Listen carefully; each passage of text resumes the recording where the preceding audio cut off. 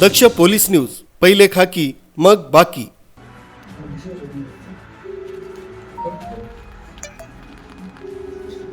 आता मला याच्यात एक सहयोग करा तुम्ही.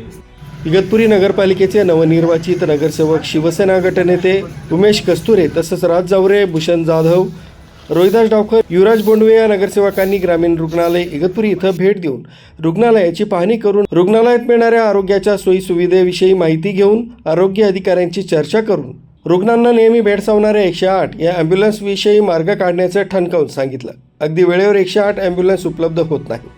थतुरमातुर कारणं सांगून वेळ मारून नेली जाते. परिणामी रुग्णांची हेळसांड होऊन वेळेवर रुग्णांना खासगी वाहनानं उपचारासाठी नेलं जातं. वरिष्ठ अधिकाऱ्यांनी आपण लवकरच यातून मार्ग काढू असं यावेळी सांगितलंय.